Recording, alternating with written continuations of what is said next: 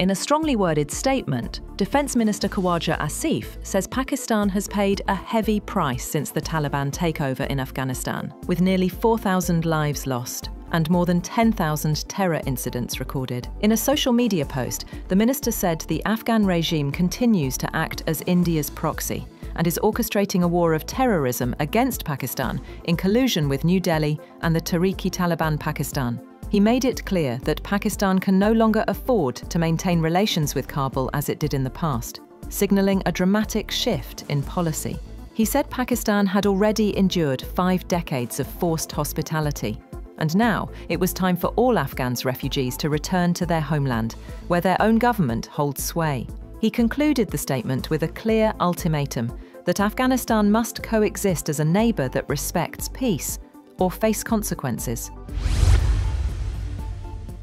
Separately, Khawaja Asif has called for Pakistan to become a hard state, saying the country must shed decades of leniency toward extremism. In a post on X following a key security meeting chaired by Prime Minister Shehbaz Sharif, Asif praised Punjab's firm response to the TLP unrest, calling it a model for all provinces. He said all such outfits must now be dealt with decisively. The temporary ceasefire between Pakistan and Afghanistan has been extended until the conclusion of talks in Doha. The extension came at Kabul's request, with high-level negotiations expected to begin tomorrow. Prime Minister Shehbaz Sharif has directed all provinces to ensure the early and safe repatriation of illegal Afghan residents during a high-level meeting in Islamabad. The session reviewed national security, diplomatic developments, and the ongoing repatriation process. The Prime Minister praised Field Marshal Asim Munir for leading Pakistan's successful defence against Afghan aggression and for ensuring national stability during recent tensions. Pakistan has expressed serious concern over repeated border violations by the Afghan Taliban and terrorists, saying the country responded befittingly to aggression from Afghan soil. The Foreign Office spokesperson said Pakistan acted in self-defence, thwarting cross-border attacks while ensuring civilian safety. He added, "There is no constitution or legitimate government in Kabul, only a group in power by force, and that the recent ceasefire was announced at Kabul's request." The Balochistan police chief has said that the effects of terrorism originating from Afghanistan continue to impact the province, and the threat level has increased further following recent tensions between the two countries.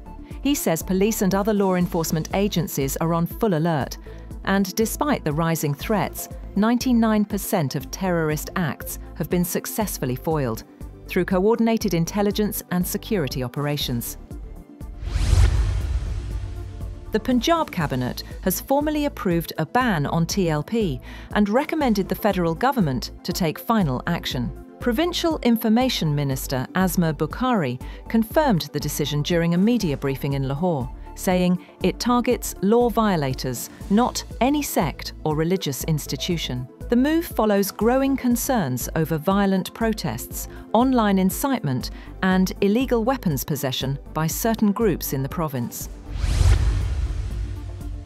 Finance Minister Mohammad Aurangzeb says Pakistan's $407 billion economy remains stable, despite heavy flood losses. In an interview, he said damage to rice and cotton crops would slow growth, but not derail it, with GDP expected to stay near 4%. Aurangzeb confirmed plans to issue $250 million in Chinese panda bonds this year, and said Pakistan expects to receive a $1.2 million IMF tranche soon.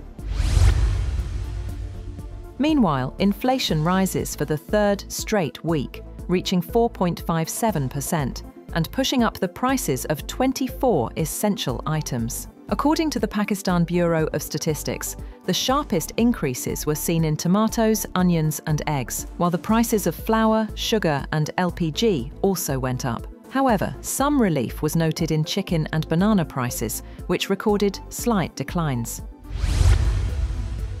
Tremors were felt across northern Pakistan on Friday, shaking cities including Islamabad, Rawalpindi, Peshawar, Swat and Chitral. The earthquake, measuring 5.6 on the Richter scale, had its epicenter in Afghanistan's Hindu Kush region. People rushed out of their homes in panic, but no casualties or damage have been reported so far. Gold price in Pakistan has soared to record highs as Pakistan witnesses the biggest single-day increase in the price of 24-carat gold per tola. Similarly, the price of silver also witnessed a new record. The price of 24-carat gold per tola has risen by a record 14,100 rupees, reaching an all-time high of 456,900 rupees in the local market. In the international market, gold prices increased by $141, reaching $4,358 per ounce.